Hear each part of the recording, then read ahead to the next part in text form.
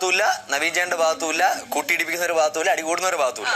ഞാൻ വളരെ ഓപ്പൺ ആയിട്ട് പറഞ്ഞാൽ, ഡോക്ടർ പറഞ്ഞൊരു വാക്കുണ്ട്, അതായത് ഇതൊരു ഗെയിമാണ്, ഞാനിവിടെ ഗെയിം കളിക്കും, അതിന് പല മാർഗങ്ങൾ സ്വീകരിക്കും, ഡോക്ടർ പറഞ്ഞ. അപ്പൊ ഞാൻ ചോദിക്കുന്നത്, ഇവിടെ പ്രശ്നം ഉണ്ടാക്കുന്നത് പോലെ തന്നെ പ്രശ്നങ്ങൾ പരിഹരിക്കാനും വേണമെങ്കിൽ ഇതൊരു ഗെയിമാണ്, ഇവിടെ പ്രശ്നങ്ങൾ കൂട്ടാനും ഓരോരുത്തർക്ക് അവരുടെ സ്വാതന്ത്ര്യമുണ്ട്. ഇല്ലേ ഡോക്ടറെ? കറക്റ്റ് അല്ലേ? അപ്പോ ഇതിന്റെ ഇടയ്ക്ക് വേണമെങ്കിൽ ഞാനായിട്ട് നിൽക്കുമ്പോൾ എനിക്ക് വേണമെങ്കിൽ ഇവിടെ പ്രശ്നം പരിഹരിക്കാം, എന്റെ ഗെയിമിന്റെ സ്ട്രാറ്റജി. എനിക്ക് വേണമെങ്കിൽ ഈ പ്രശ്നം വലുതാക്കാം, എന്റെ ഗെയിമിന്റെ സ്ട്രാറ്റജി.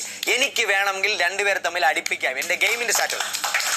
ഓക്കെ, അത് ഗെയിമാണ്. അവിടെ എനിക്ക് ഫേക്ക് ആയിട്ട് നിൽക്കാം, റിയൽ ആയിട്ട് നിൽക്കാം, വേണമെങ്കിൽ മുഖം മൂടിയിട്ട് നിൽക്കാം, അതും എന്റെ ഗെയിമിന്റെ സ്ട്രാറ്റജി. ആ സമയത്ത് ഞാൻ ചോദിക്കുന്ന ഒറ്റ ചോദ്യമുണ്ട്. ഞാൻ ഒരിക്കലും ഡോക്ടറെ കോർണർ ചെയ്യുന്നതല്ല, ഡോക്ടർ പറയുന്നതല്ല. ഒരാൾ പറയുമ്പം അയാൾ മുന്നേ പറഞ്ഞു വെച്ചിട്ടാണ് ഞാൻ അയാളെ വിലയിരുത്തുന്നത്.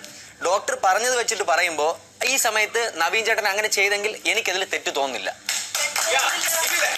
പക്ഷെ ഇനി അല്ല, ഞാൻ എന്റെ ഒരു കാര്യം കൂടി പറഞ്ഞിട്ടേ ഡോക്ടർ മിണ്ടു. അതായത് ഇനി ഞാൻ പറയാൻ പോകുന്നത്, ഡോക്ടർ ഇപ്പൊ പറഞ്ഞൊരു കാര്യമുണ്ട്.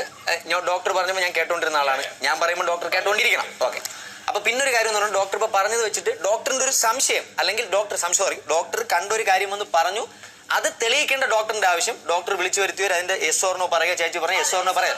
ഞാൻ പറഞ്ഞ എന്റെ അഭിപ്രായമാണ്, അതിൽ തെറ്റില്ല, അത്ര ഞാൻ പറഞ്ഞു. ഇനി ഡോക്ടർ